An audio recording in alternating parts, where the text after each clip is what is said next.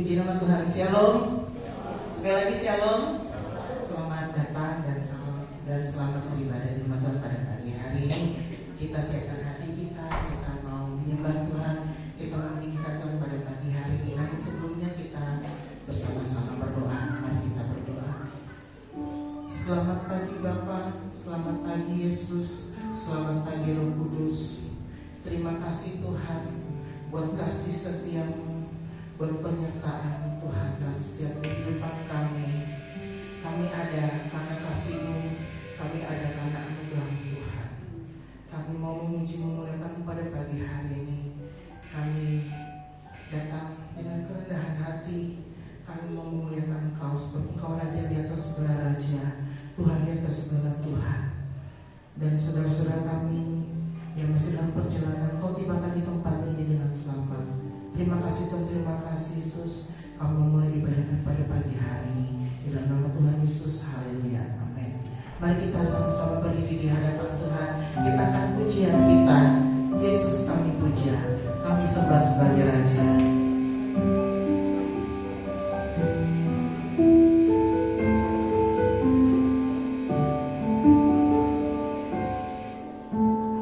Yesus kami puja, kami sembah sebagai Raja. Berdiri di tengah kami, ditinggikan dan dipuji. Yesus kami puja, Yesus kami puja, kami sembah sebagai Raja. Berdiri di tengah kami, ditinggikan dan dipuji.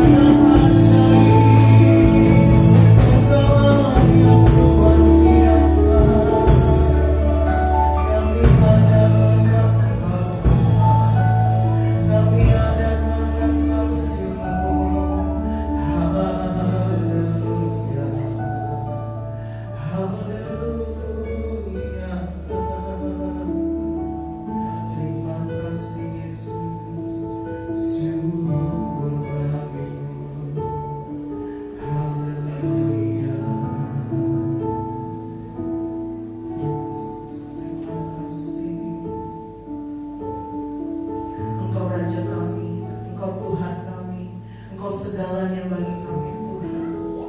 Engkau kami puja dalam setiap kehidupan kami, karena kami tahu kami tidak mampu di luar kasih-Mu. Kami tidak mampu tanpa Engkau dalam setiap kehidupan kami.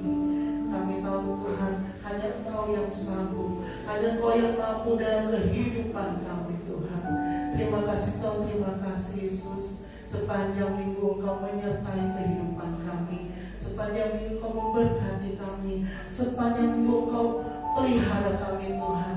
Terima kasih Yesus, dan pada pagi hari ini kami mau bersorak bagi Engkau, kami memuji Engkau sebab Engkau yang layak, Engkau yang layak ditinggikan, layak dipuja. Engkau Raja kami, Engkau Allah kami yang hidup Tuhan Yesus. Dan kami tahu Tuhan, pada pagi hari ini ada roh yang tidak senang akan ibadah kami. Kami bersatu hati, kami ikat segala setan iblis roh jahat yang mengganggu ibadah kami di dalam nama Yesus, di dalam nama Yesus.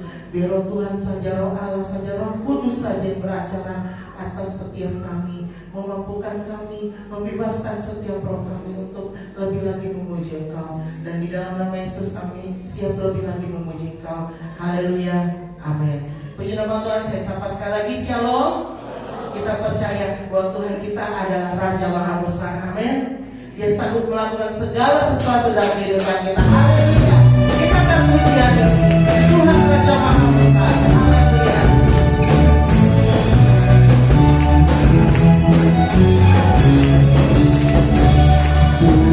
Tuhan Raja Maha Besar.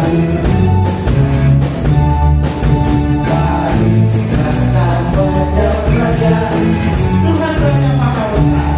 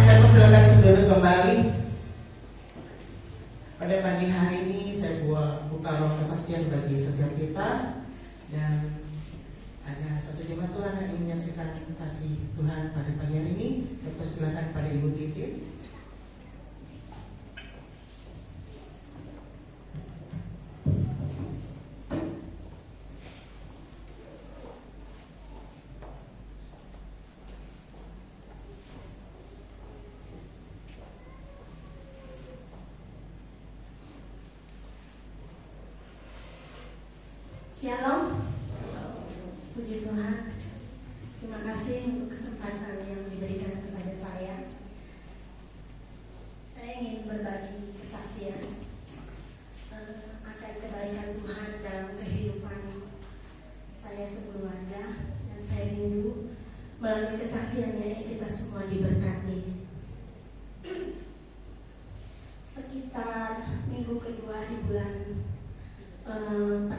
minggu pertama di bulan Agustus itu kami melewati satu musim, yaitu sakit penyakit. Anak saya yang bungsu tuh demam. Saya kalau lihat anak sakit itu terus terang saya ada rasa takut, khawatir. Nah, berjalannya waktu anak saya yang bungsu sakit. Kemudian anak saya Lim Hansen itu sakit juga. Sakitnya itu sama batuk pilek. Cuman kalau untuk ini ada tambahan asam lambung, ada muntah-muntahnya. Jadi saya tiba-tiba ditelepon sama guru di sekolah, disuruh jemput anaknya sakit.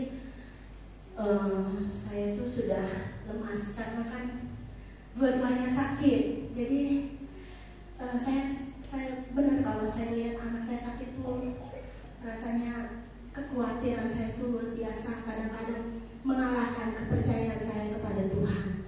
Jadi karena melihat anak saya sakit tuh saya jadi, ya Tuhan, kenapa kok sakit? Jadi saya malas berdoa gara-gara anak saya sakit. Sudah anak saya Hansen sakitnya berkurang, suami saya lagi yang sakit. Kemudian bersama dengan anak saya Perin sakit, saya sendiri yang sehat. Rasanya lutut saya itu benar-benar lemas. Saya sendiri yang sehat. Jadi kami tidak ke dokter, jadi kami beli obat yang bebas di pasaran. Setelah mereka sudah berangsur-angsur mulai sembuh, saya bersyukur sama Tuhan. Tapi apa yang terjadi? Saya yang sakit lagi. Jadi saya sakit dan kebetulan saya yang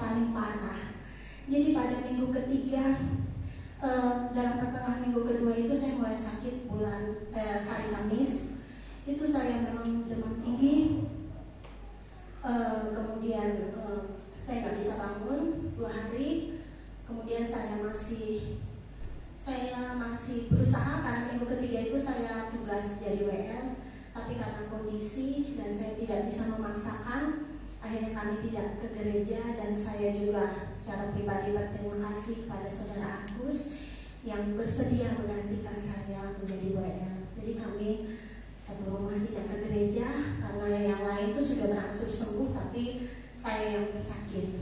Jadi di tengah saya mengalami sakit itu, saya lumayan tawar hati sama Tuhan. Saya bilang, Tuhan, kenapa kami sakit semua? Apa yang salah di kami? Saya berpikir begitu. Jadi yang biasa saya dalam 1 hari penyembahan 1 kali 2 kali saya tidak lakukan. Saya protes sama Tuhan. Kenapa Tuhan? Saya sudah melayani Tuhan. Saya sudah berdoa. Saya mendukung saudara seiman berdoa. Saudara saya sakit, saya berdoa, berpuasa. Kenapa saya sakit sekarang? Jadi saya itu tawar hati, saya tidak mau berdoa. Kecuali doa makan, doa mau tidur, doa bangun tidur, itu saja. Setelah berjalannya waktu, sakit saya semakin berkurang. Cuman kalau saya buang ingus atau buang dahak, itu darah semua. Jadi memang sudah berkurang, tapi kalau lihat darah itu saya takut. Ada apa dengan saya kok begini? Tapi orang tua saya tahu, saudara saya tahu, mereka menganjurkan saya ke dokter. Saya tidak mau ke dokter. Saya tuh maunya Tuhan tuh sembuhkan saya Tuhan. Jangan dibiarkan saya sakit berhari-hari. Saya sudah makan obat di yang bebas. Orang tua saya bilang, ayo ke dokter, jangan begitu deh. Saya tetap bersikeras tidak mau ke dokter. Kebetulan pada hari Sabtu kemarin, anak saya yang bungsu sudah sembuh, sakit lagi. Aduh Tuhan, saya pikir, kok sakit lagi, demam tinggi lagi. Akhirnya saya nyerah, udahlah saya ke dokter aja. Hari Minggu dokternya tutup, hari Senin kami ke dokter, dan karena saya batuk, berdarah, jadi sekalianlah saya periksa. Pertama anak saya diperiksa, kemudian saya diperiksa. Waktu saya diperiksa, saya bilang sama dokter, saya batuk, berdarah. Kenapa ibu baru datang sekarang? Saya dimarahin dokter. Saya hanya senyum-senyum aja, karena terus terang saya tuh takut dengan vonis dokter. Jadi saya ini, papa mama saya paling tahu, kalau nyuruh saya ke dokter paling susah. Kadang saya tuh sampai diseret kalau ke dokter. Saya takut. Nah jadi saya kaget, saya ditensi. Saya pikir kenapa mesti ditensi, kan cuma batuk, apa hubungannya? Waktu ditensi itu, dokter kaget lihat tensi saya. Ternyata tensi saya itu 220/110. Saya syok. Saya bilang sama dokter, dokter, saya ini nggak merasa sakit. Saya cuma batuk, nggak ada pusing, nggak ada sempoyongan. Tapi ibu sakit. Memang ada penyakit darah tinggi yang tanpa gejala, tapi itu yang berbahaya, Bu. Ibu bisa saja tiba-tiba stroke, pecah pembuluh darah. Saya benar-benar bingung. Saya bilang, dok, saya 2 minggu ini itu sakit, jadi saya hampir tidak ada makan. Kan biasanya darah tinggi dari makan. Ini penyakit, Bu, dia bilang begitu. Saya mau tidak percaya, tapi alat berbicara. Jadi saya khawatir, saya shock. Kami pulang, kami melakukan aktivitas seperti biasa. Jadi saya itu setelah selesai aktivitas, saya duduk, kemudian saya ambil gitar saya. Saya bilang sama Tuhan, Tuhan saya nyerah, saya berdoa aja. Saya berdoa, saya nggak mau seperti kemarin. Saya termenung, saya tidak minta kesembuhan, karena saya pikir saya bisa sampai sekarang ini kuat. Itu sudah mujizat luar biasa bagi saya. Saya berpikir mungkin nasib saya di ujung tanduk. Saya bisa saja tiba-tiba dipanggil Tuhan, atau tiba-tiba stroke kemudian tidak berdaya. Mungkin ya saya stres, saya juga tidak tahu. Jadi saya berdoa sama Tuhan. Saya bilang, Tuhan terima kasih. Tanpa saya sadari Tuhan itu begitu memperhatikan saya di saat kritis, di saat yang memang sangat berbahaya. Saya masih bisa melakukan aktivitas dengan normal. Ini saya hanya bersyukur, Tuhan terima kasih. Ternyata saya berharga di mata Tuhan. Ketika saya merasa saya tidak diperhatikan sama Tuhan, tapi ternyata Tuhan memperhatikan saya. Dan ketika saya mau kelengahan secara rohani, saya tidak berdoa, Tuhan tetap menolong saya. Saya bersyukur malam itu, saya berserah sama Tuhan. Saya percaya apapun yang saya dapat hari ini, seandainya Tuhan panggil saya pun, saya juga tidak bisa menolak. Saya berpikir itu yang terbaik. Jadi saya berdoa. Dokter bilang bahwa 10 hari lagi saya kontrol. Ini belum 10 hari. Beberapa hari yang lalu saya ke rumah, saya tensi lagi. Kebetulan orang tua saya punya alat tensi, dan puji Tuhan tanpa minum obat itu, terakhir saya tensi itu 138/95. Ya masih tinggi, tapi jauh lah dibanding yang 220/120. Jadi saya bersyukur. Orang tua saya, papa saya juga suruh saya minum obat, dan saya nyerah. Saya akhirnya minum obat. Inilah kesaksian saya bahwa Tuhan menyertai saya di titik terendah. Saya merasa tidak ada yang menolong, tapi Tuhan sangat memperhatikan saya. Saya ingin menaikkan syukur saya lewat pujian.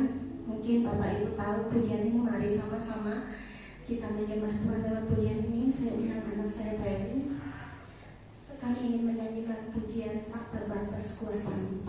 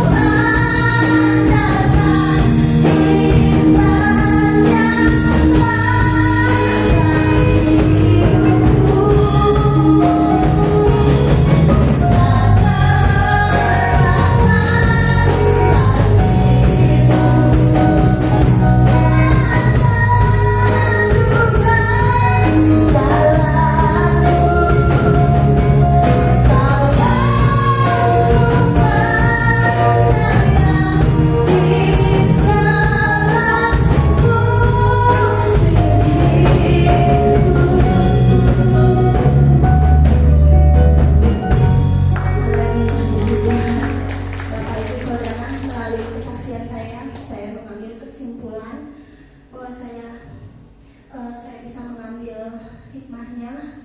Selama kita hidup, kita terus diproses sampai Tuhan panggil kita. Jadi mari dengan lapang dada, dengan tulus apapun yang kita hadapi, tetap kuat, tetap semangat. Tuhan Yesus tidak meninggalkan kita. Hari ini ada musim kita untuk sakit, besok musim kita tertawa, besok musimnya berganti lagi. Kita bersama-sama Tuhan. Dan satu lagi, saya diajarkan untuk selalu mengandalkan Tuhan dalam hidup saya. Sekalipun Tuhan tidak menolong, tetap setia, itu yang saya dapatkan. Puji Tuhan, ini kesaksian saya, semoga memberkati kita semua. Terima kasih.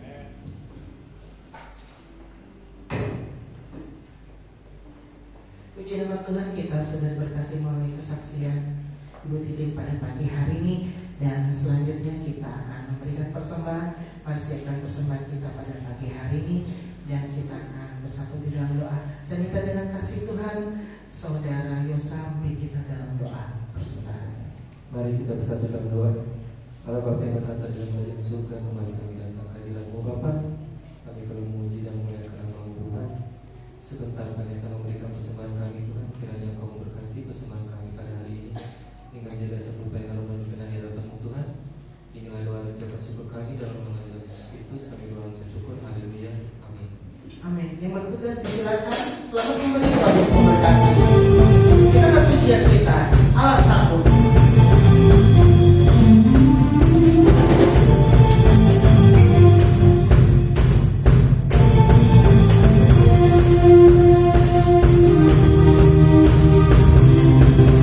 Adakah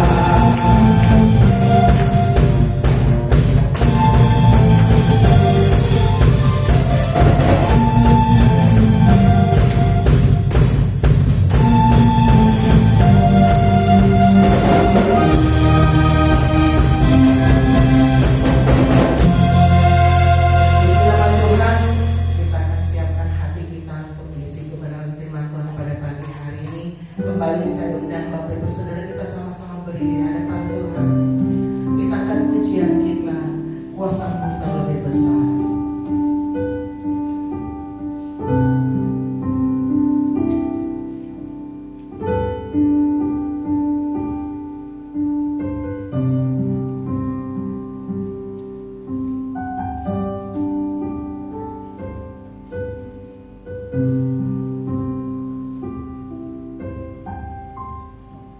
Kuasa-Mu terlebih besar,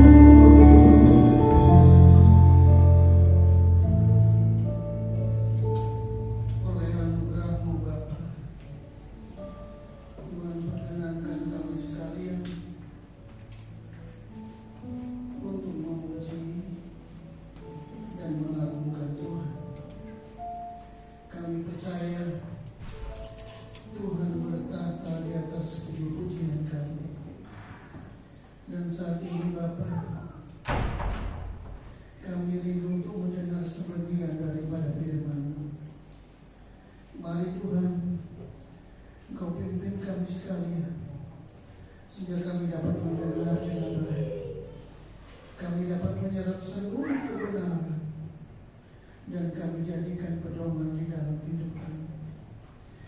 Bapa, kami serahkan pemberitaan firman Tuhan pagi hari ini sepenuhnya di dalam pimpinan Roh Kudus, dan di dalam nama Yesus kami berdoa dan mengucap syukur.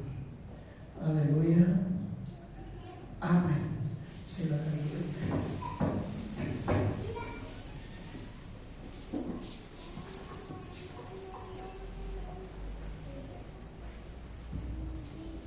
Selamat pagi Bapak Ibu, saudara-saudara sekalian yang dikasihi oleh Tuhan. Salam. Puji Tuhan. Pagi hari ini saya menyampaikan firman Tuhan tentang puasa. Sekali lagi Bapak Ibu, saudara-saudara sekalian yang dikasihi oleh Tuhan, puasa bukan sekedar memindahkan waktu makan. Puasa bukan peraturan gereja. Puasa bukan peraturan organisasi. Nah, untuk itu Tuhan mau supaya kita yang ada di sini, kita menjadi orang-orang yang ahli di dalam berpuasa. Kenapa demikian, Bapak Ibu? Puasa merupakan kegiatan rohani yang melibatkan roh manusia, Roh Kudus, dan juga roh-roh yang lain. Nah, oleh sebab itu, orang-orang yang beriman kepada Tuhan harus paham betul apa itu puasa. Saya telah menyampaikan di sini ada dua macam puasa: puasa biasa dan puasa mutlak. Dan pagi hari ini Bapak Ibu, sebagai anak-anak Tuhan, sebagai orang-orang yang beriman kepada Tuhan, kita merindukan agar puasa kita menjadi puasa yang benar. Dan Bapak Ibu, puasa yang benar adalah yang pertama, puasa karena Tuhan. Yang kedua, puasa untuk Tuhan. Kemudian yang ketiga, berbuat kehendak Tuhan atau melakukan kehendak Tuhan. Jadi ada tiga hal penting yang nantinya di dalam beberapa ayat yang kita baca pagi hari ini, kita dapat melihat yang mana yang dari Tuhan, yang mana yang untuk Tuhan, yang mana yang melakukan firman Tuhan, yang mana bersumber dari roh lain. Dan sekali lagi, Alkitab menghendaki supaya kita sangat memahami tentang puasa ini. Untuk itu saya mengajak kita membaca di dalam Perjanjian Lama, di dalam kitab Sakaria. Perjanjian Lama, sebelum melihat itu Sakaria.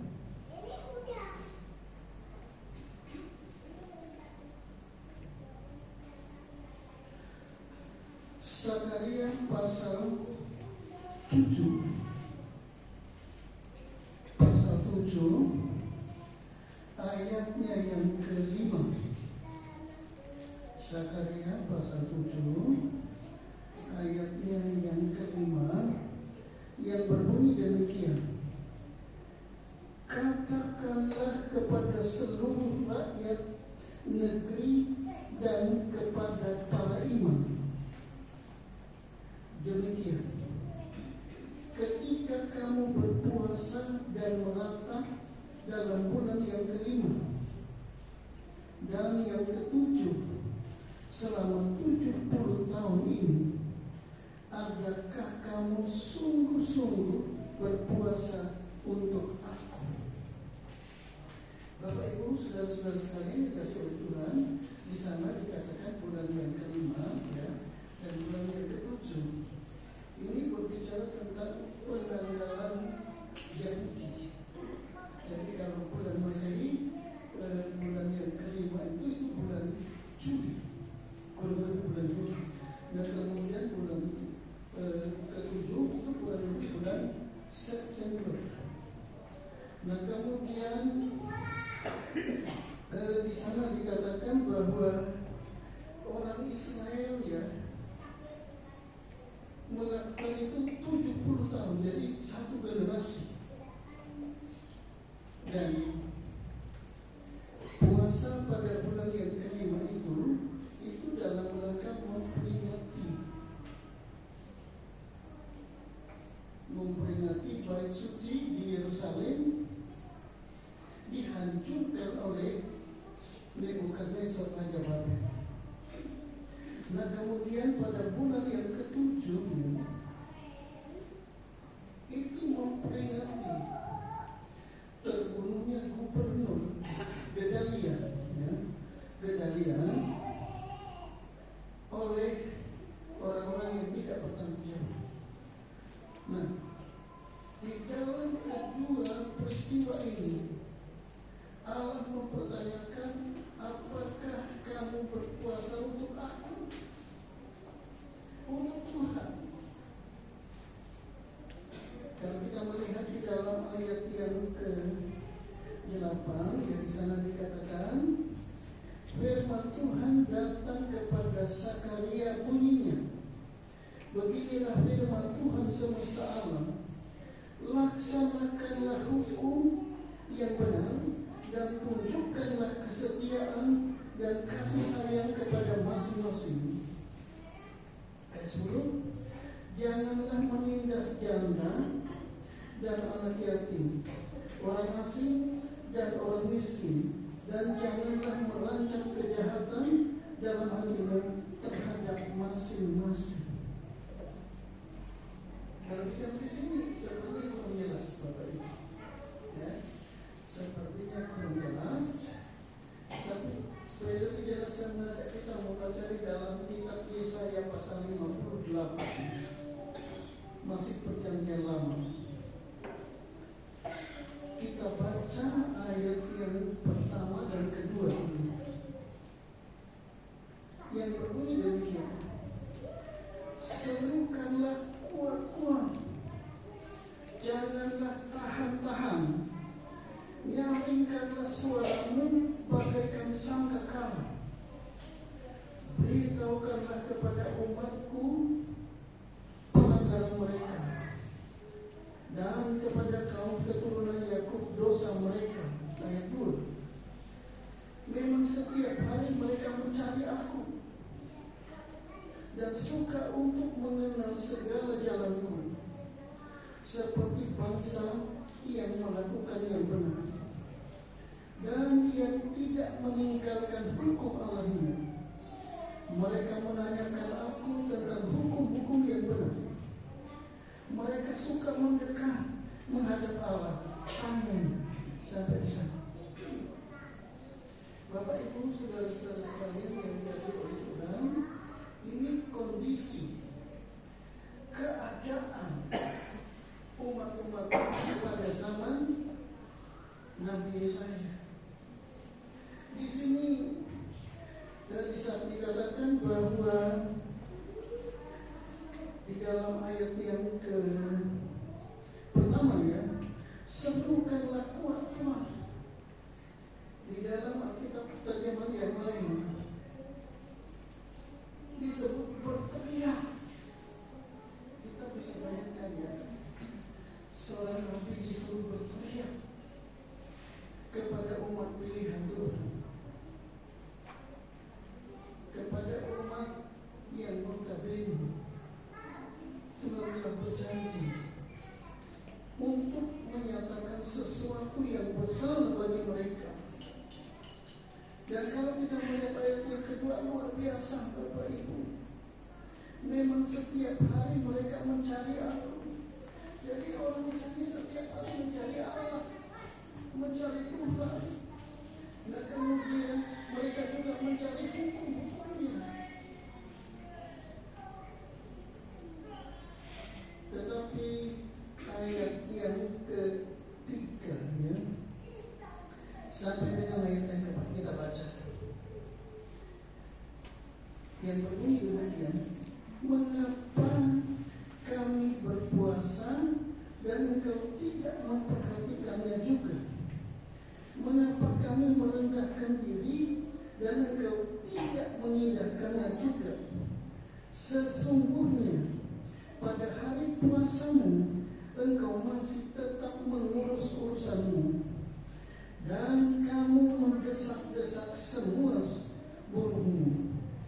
Ayat yang keempat, sesungguhnya kamu berpuasa sambil berbantah dan berkelahi, serta memukul dengan tinju dengan tidak semena-mena. Dengan caramu berpuasa seperti sekarang ini, suaramu tidak akan didengar di tempat tinggi.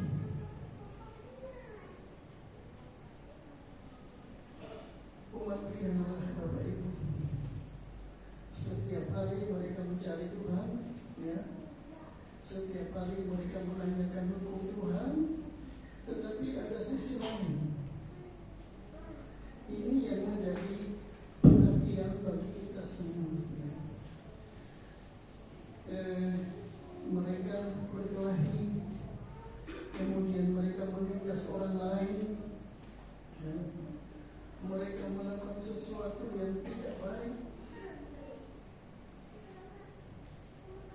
Oleh sebab itu, ini menjadi bahan kajian kita sekalian. Kalau kita berpuasa, kita tanya Tuhan, kemudian kita tetap galak, kita tetap bengis, kita berkelahi. Mulai dari yang terdekat dulu lah, yang jauh-jauh. Dikatakan di sana ayat yang keempat, suaramu tidak akan didengar di tempat tinggi. Jadi Allah tidak mendengar, Allah tidak peduli. Selanjutnya ya, ayat yang kelima dan keenam. Sungguh-sungguh inikah puasa yang kukehendaki, dan mengadakan hari merendahkan diri. Jika engkau menundukkan kepala seperti gelagar, dan membentangkan kain karung dan abu sebagai lapis tidur. Sungguh, itukah yang kau sebut berpuasa, mengadakan hari yang berkenan kepada Tuhan? Ayat 6. Bukan. Berpuasa yang kukehendaki ialah supaya engkau membuka belenggu-belenggu kelaliman dan melepaskan tali-taliku, supaya engkau memerdekakan orang yang teraniaya dan mematahkan setiapku. Sampai di sana dulu. Mungkin ayat yang ke-7 ini ya, kita masih bertanya apa itu kuk, apa itu belenggu kelaliman. Di dalam Alkitab terjemahan bahasa sehari-hari ini lebih jelas. Saya baca begitu.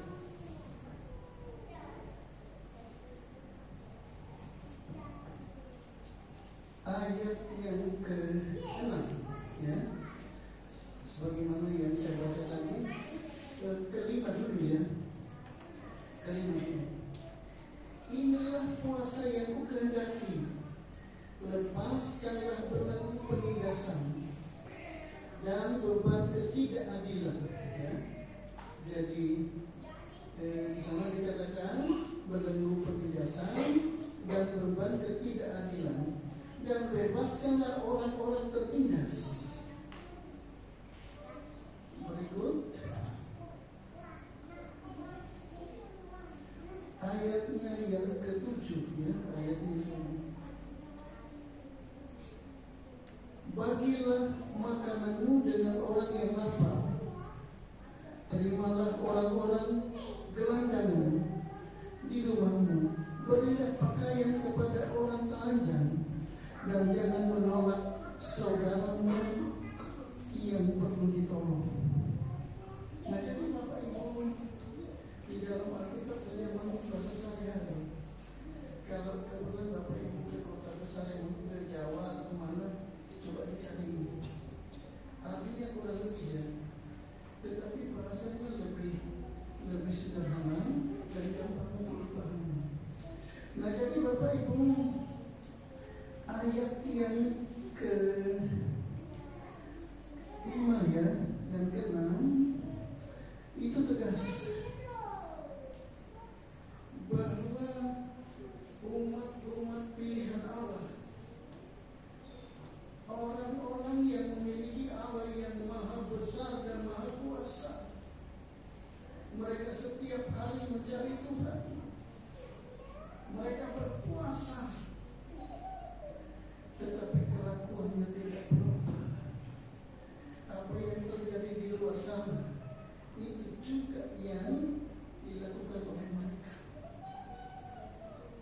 Dijauhkan kiranya. Hari ini saya mengajak kita bersama-sama bertekad untuk merestorasi diri kita. Tentu dengan pertolongan Tuhan.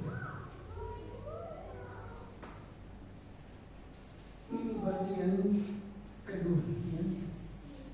Selanjutnya yang ketiga, masih tentang puasa. Jadi kita cek, ya, apakah kita puasa ini karena Tuhan, ya, dan kemudian untuk Tuhan atau melakukan kehendak Tuhan. Ini akan tersirat, ya, akan kelihatan. Kita baca di dalam Perjanjian Lama, ya, kitab Yoel pasal yang kedua.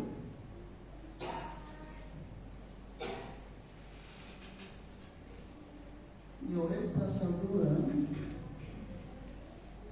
setelah Hosea, ya, dari Daniel, Hosea, Yoel, Amos, Obadiah, Mika, Nahum, dan seterusnya, ya. Yoel pasal 2 ayat 12 dan 13 yang berbunyi demikian. Tetapi sekarang juga demikianlah firman Tuhan. Saya ulangi, ya. Tetapi sekarang juga demikianlah firman Tuhan. Berbaliklah kepadaku dengan segenap hatimu, dengan berpuasa, dengan menangis, dan dengan mengadu. Koyakkanlah hatimu dan jangan pakaianmu. Saya ulangi ayat 13. Koyakkanlah hatimu dan jangan pakaianmu.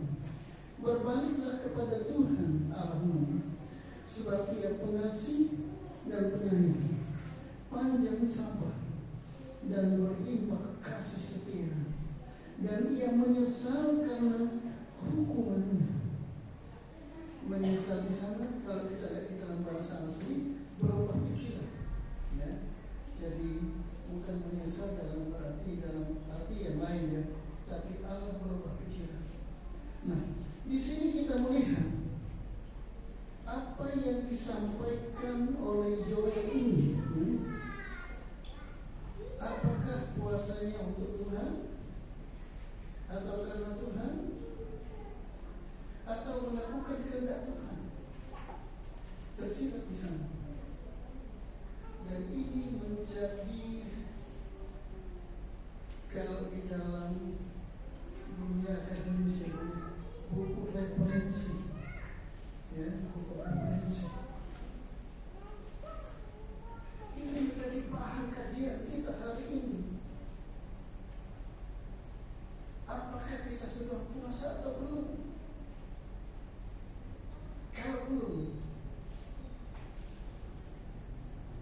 kita berdoa.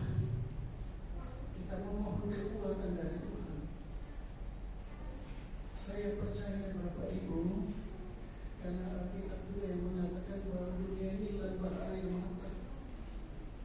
Dan ada satu pujian yang bilang begini ya, Tuhan tak pernah janji langit selalu biru, tapi Dia selalu menyertai. Tuhan tidak pernah janji jalan selalu rata, tetapi Dia berjanji memberikan kekuatan. Bapak Ibu, saudara-saudara sekalian yang dikasihi oleh Tuhan, nah jadi pergumulan, masalah, persoalan itu dia alami oleh semua orang, termasuk kita.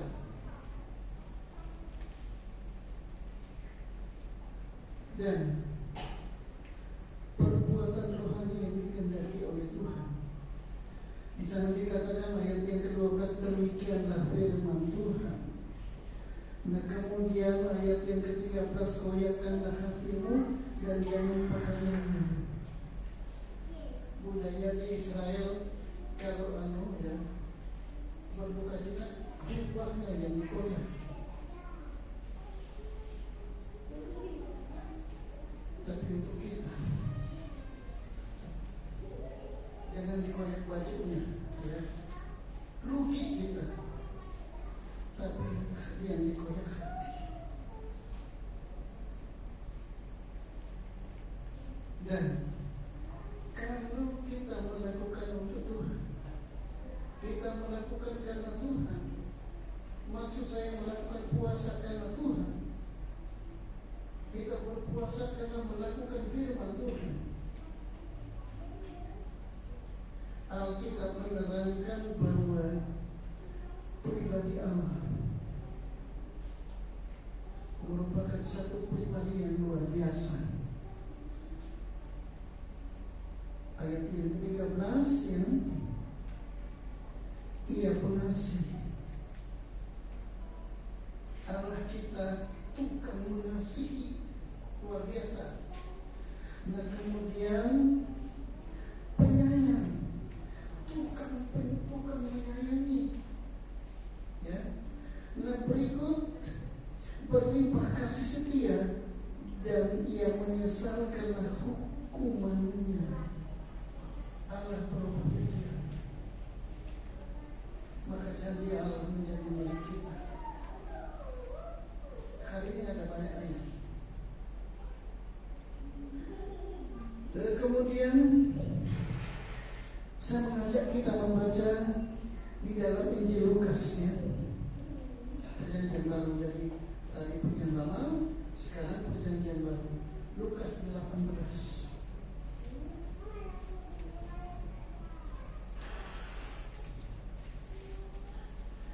Ayatnya yang ke-12.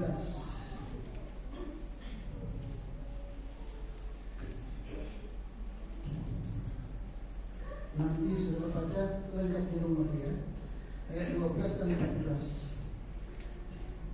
Di sana dikatakan, aku berpuasa 2 kali seminggu.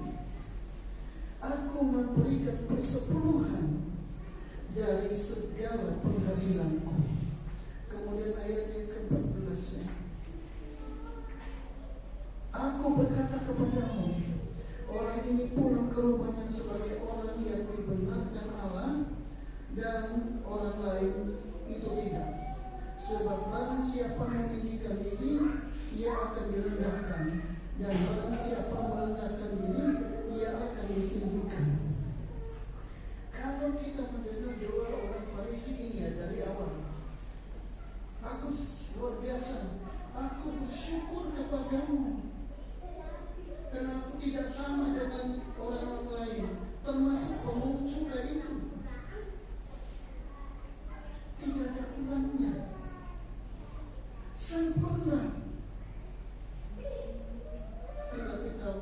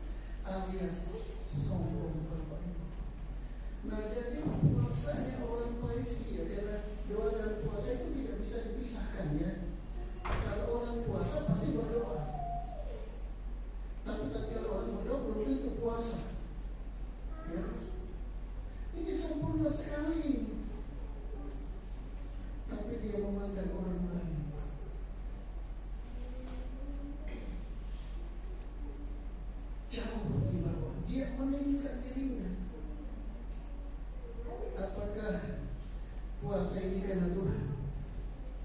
Tidak, Bapak Ibu, karena roh kesombongan yang mendorong dia untuk berpuasa. Selanjutnya Bapak Ibu, supaya kita dapat menggali lebih dalam lagi ya, kita lihat di dalam Kisah Para Rasul ya. Kisah Para Rasul pasal 23.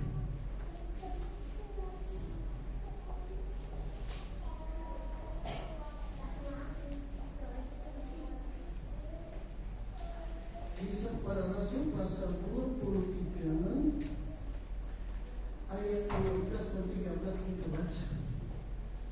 Saya baca untuk kita semua. Dan setelah hari siang, orang-orang Yahudi mengadakan komplotan dan bersumpah dengan menutup diri bahwa mereka tidak akan makan atau minum sebelum mereka membunuh Paulus. Jumlah mereka yang mengadakan komplotan itu lebih dari 40 orang. Jadi Bapak Ibu, kita tahu bagaimana latar belakang Paulus ya. Saya tidak perlu menjelaskan itu. Tetapi setelah dia berjumpa Yesus dalam perjalanan dari Yerusalem ke Damsyik. Sekarang ini Damsyik itu Damaskus ya, ibu kota Syria. Berjumpa Yesus. Saulus, mengapa kau menganiaya aku? Paulus bertobat. Kalau Bapak dan Ibu baca ya, dalam Kisah Para Rasul itu 3 hari 3 malam Paulus berpuasa. Dan dia menjadi hamba Tuhan yang dipakai oleh Tuhan dengan luar biasa. Kalau saya melihat murid-murid Tuhan yang paling banyak menulis Alkitab dalam Perjanjian Baru ada Paulus. Kemudian yang kedua Rasul Yohanes. Yang lainnya tidak banyak. Nah, orang-orang ini menuduh Paulus melakukan kesalahan, kejahatan. Paulus dituduh melanggar agama Yahudi. Dan 40 orang ini berpuasa, bersumpah menutup diri, tidak makan dan tidak minum kalau tidak membunuh Paulus. Pertanyaannya sekarang, siapa yang mendorong mereka? Roh manusia? Roh Kudus? Bukan. Roh Kudus. Berkatnya sekarang ya, ayat terakhir. Berkatnya kita baca di dalam Injil Matiusnya.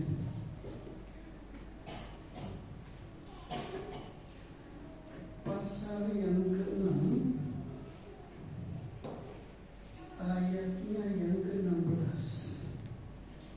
Ini bagian dari khotbah Yesus di bukit, bagian akhir ya. Ayat 16 sampai dengan 18 yang berbunyi demikian. Dan apabila kamu berpuasa, janganlah muram mukamu seperti orang munafik. Mereka mengubah air mukanya supaya orang melihat bahwa mereka sedang berpuasa. Aku berkata kepadamu, sesungguhnya mereka sudah mendapat upahnya. Tetapi apabila engkau berpuasa, minyakilah kepalamu dan cucilah mukamu, supaya jangan dilihat oleh orang bahwa engkau sedang berpuasa, melainkan hanya oleh Bapakmu yang ada di tempat tersembunyi.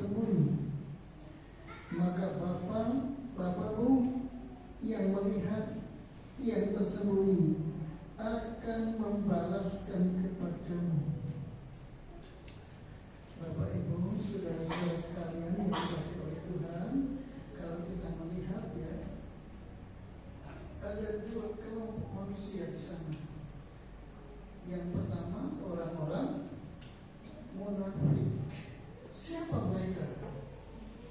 Alkitab katakan ahli Taurat, orang Farisi, ya. Walaupun tidak semua ahli Taurat, tidak semua orang Farisi, tapi mayoritas mereka munafik. Munafik itu pura-pura. Saya pernah Bapak Ibu melihat ya, teman berpuasa, saudara sepupu, padahal subuhnya makan.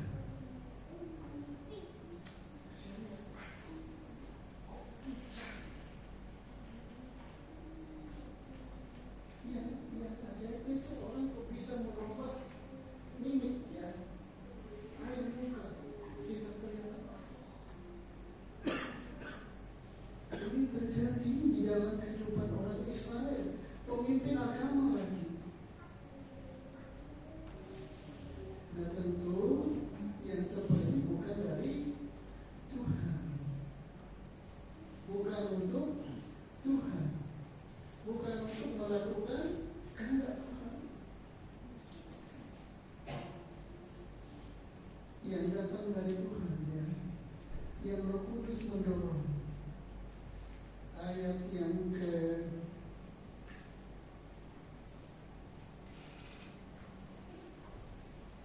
18 ya, ke 17. Tetapi apabila engkau puasa, minyakilah kepalamu dan cucilah mukamu, supaya jangan dilihat oleh orang bahwa engkau sedang berpuasa, melainkan hanya oleh Bapakmu yang ada di tempat tersembunyi. Maka Bapakmu yang melihat yang tersembunyi akan membalasnya kepadamu. Ada upah. Nah, oleh sebab itu ini menjadi bahan kajian kita. Khotbah ini belum selesai Bapak Ibu, karena ada 9 berkat khusus yang Tuhan sediakan bagi orang-orang yang berpuasa ya, karena Tuhan, untuk Tuhan, dan melakukan kehendak Tuhan. Ada 9 berkat istimewa. Kita ikuti terus ya. Kemudian selanjutnya kita mencoba menyimak kapan kita mesti berpuasa. Ini penting Bapak Ibu, karena di dalam dunia Protestan ya, saya ini dari kecil baru di gereja saya berterima, saya belajar tentang doa dan puasa. Kalau berdoa ya, tapi berpuasa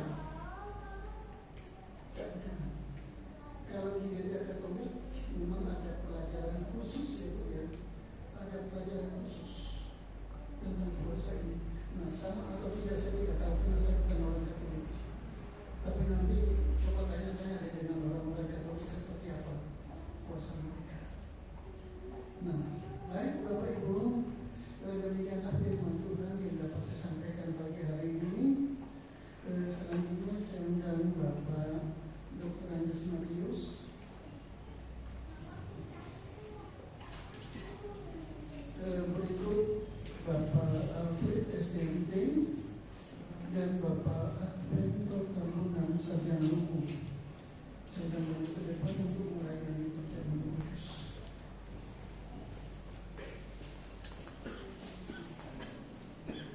Kemudian jemaat saya undang berdiri.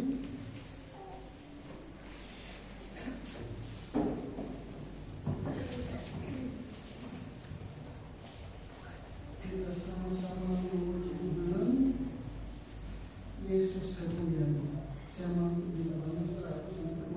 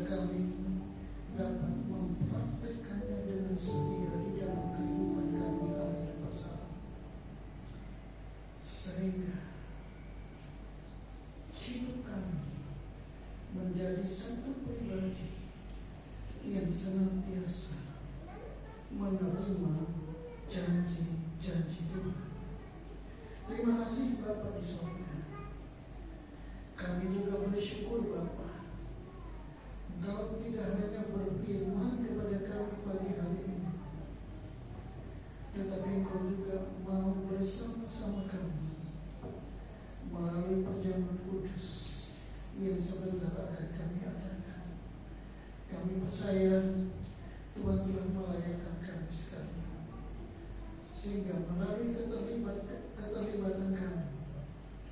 kami diubahkan oleh Tuhan menjadi pribadi yang menyenangkan hati Tuhan.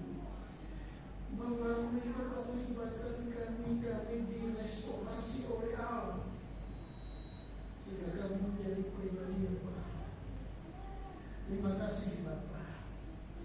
Saat ini kami nyatakan di dalam nama Bapa, Anak dan Roh Kudus, dalam nama Yesus, kuasailah itu turun atas roti dan anggur ini, sehingga roti dan anggur ini bukanlah makanan dan minuman biasa, tetapi di dalamnya tersedia kuasa Allah yang besar yang mampu untuk mengubah hidup kami menjadi pribadi yang menyenangkan hati Tuhan.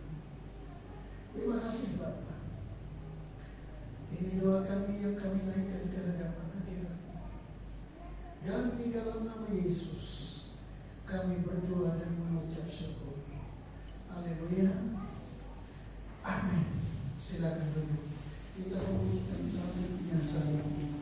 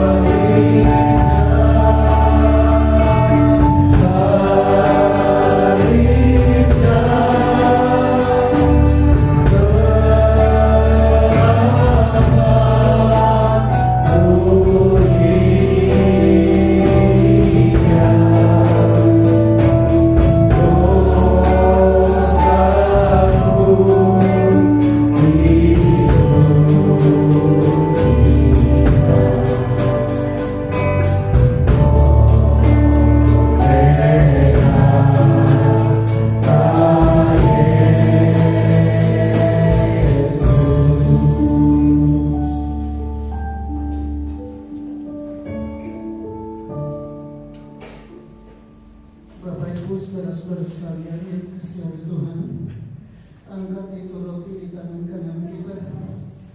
Sebelum kita makan roti, terlebih dahulu kita akan mendengarkan firman Tuhan. Bukankah roti yang kita pecah-pecahkan adalah persekutuan dengan tubuh Kristus? Dalam nama Yesus.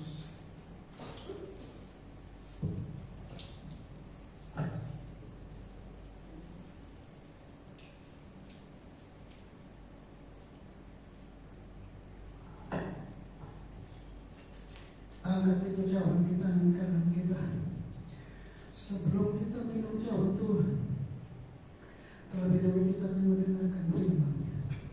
Bukankah cawan pengucapan syukur yang atasnya kita ucapkan syukur adalah persekutuan dengan darah Kristus? Dalam nama Yesus.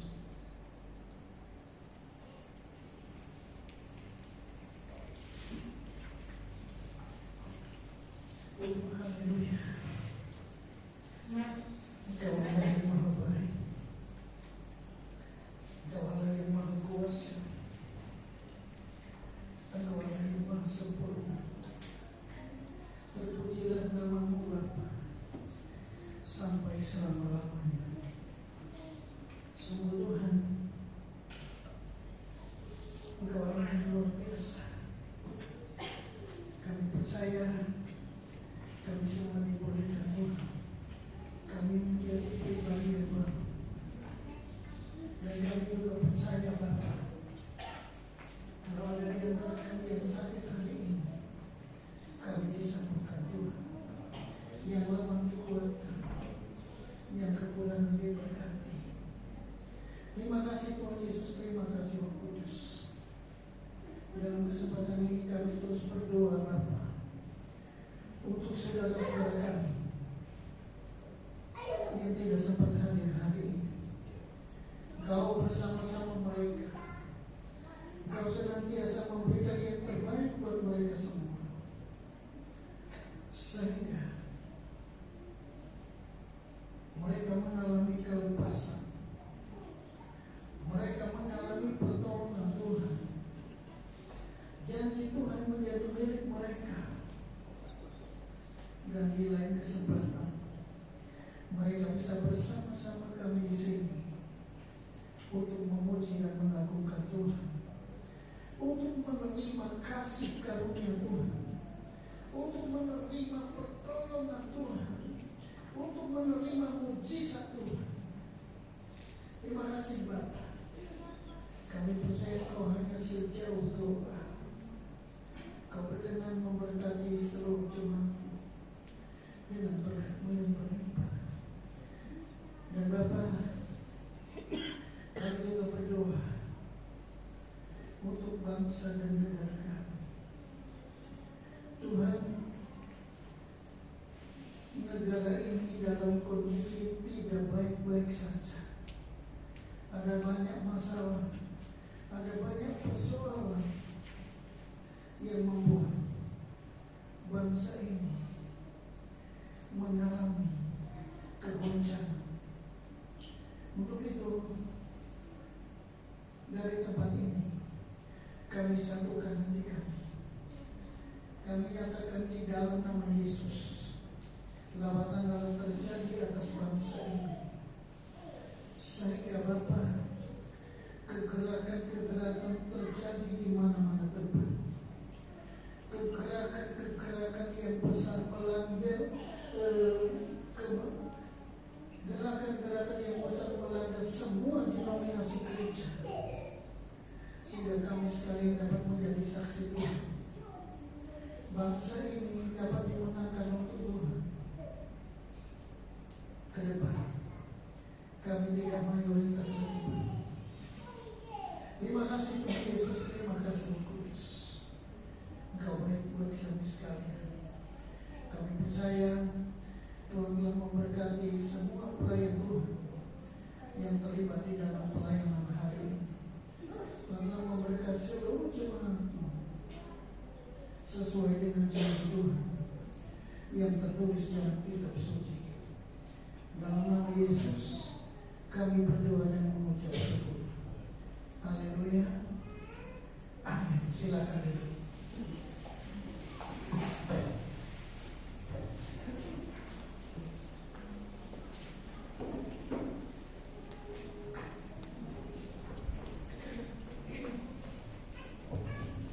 Kita sudah diberkati oleh kebenaran firman Tuhan pada pagi hari ini, dan kita sudah menerima tubuh dan Yesus melalui perjamuan kudus. Kini tiba saatnya kita akan memberikan persembahan kita kembali, yaitu persembahan persepuluhan dan persembahan pembangunan. Namun sebelumnya kita akan bersatu di dalam doa. Saya minta dan kasih Tuhan Ibu Ani Guntari S1 kita dalam doa persembahan. Mari kita duduk dan bersatu dalam doa. Bapa yang terkasih, kembali kami datang kepada Tuhan. Terima kasih Tuhan, kami telah mendengarkan sabda firman-Mu dan kami menerima Tuhan roti dan anggur sebagai lambang pengorbanan kami keselamatan kami. Di bawah waktunya Tuhan, ini kami akan memberikan persembahan kami yang kedua, yaitu persembahan persepuluhan dan persembahan pembangunan. Tuhan, berkatilah tangan-tangan yang memberi. Terima kasih atas berkat-Mu Tuhan yang sangat melimpah dalam kehidupan kami. Dan biarlah persembahan ini dapat berguna bagi pelayanan di tempat kami beribadah. Terima kasih Tuhan, dengan doa kami di dalam nama Tuhan Yesus Kristus kami berdoa dan mengucap syukur. Haleluya, amin. Amin. Sobat pemberi, kami diberkati. Kembali kita angkat pujian kita. Allah.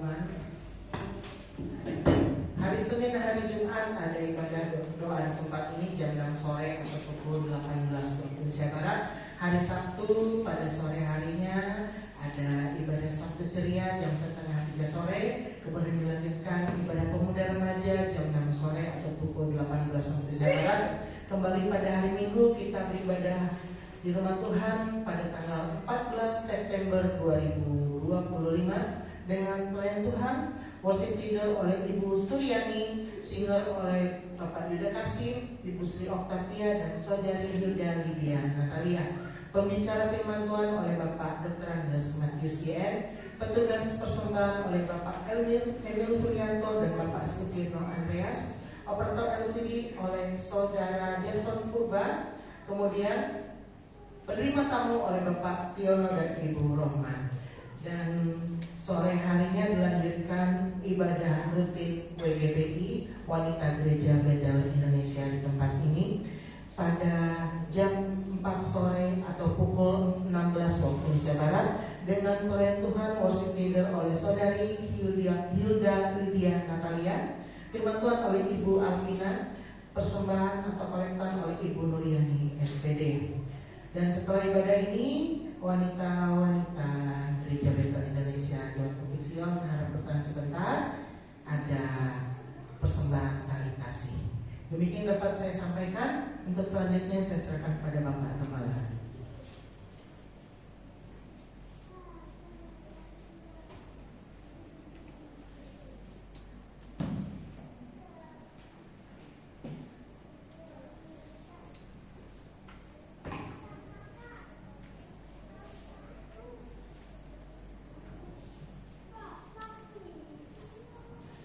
Sekali lagi sambil kita berdiri, kita akhiri ibadah kita pagi hari ini. Mari kita sama-sama tunduk kepala dan berdoa. Bapa, kami bersyukur Kau telah menyertai kami dari ibadah kami dari awal sampai akhir. Kau telah memberkati kami dengan limpah. Terima kasih Tuhan. Dan sebentar Bapa, kami akan berpisah satu dengan yang lain. Kami percaya tangan Tuhan yang penuh kasih menuntun kami sekalian sehingga kami bisa tiba di rumah kami masing-masing dengan selamat. Kami juga percaya Tuhan terus berkarya di dalam kami beraktivitas hari besar. Dan pada gilirannya nanti Tuhan tuntun kami kembali ke tempat ini untuk kami bersama-sama beribadah kepada Tuhan, untuk kami bersama-sama menikmati yang terbaik dari Tuhan. Terima kasih Pak. Terima kasih Yesus. Terima kasih Roh Kudus. Angkat tangan saudara. Saudara-saudara sekalian yang dikasihi oleh Tuhan, terimalah rahmat dan damai sejahtera dari Allah Bapa di sorga, kasih sayangnya dari Tuhan Yesus Kristus dalam persekutuan dengan Roh Kudus tetap menyertai saudara-saudara semua sampai Maranatha. Tuhan Yesus datang untuk kali yang kedua. Di dalam nama Yesus kami berdoa dan mengucap syukur. Haleluya. Kita semua yang diberkati Tuhan, kita sama-sama katakan amin. Selamat pagi dan siang. Tuhan Yesus memberkati.